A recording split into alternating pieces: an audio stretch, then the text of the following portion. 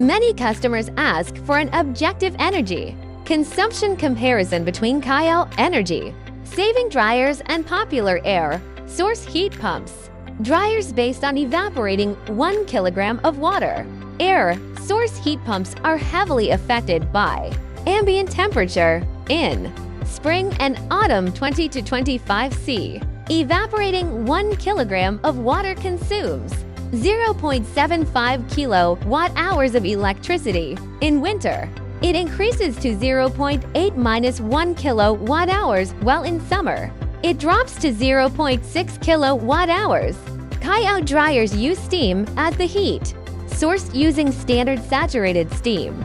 Evaporating 1 kilogram of water takes 1.62 to 2.0 kilograms of steam.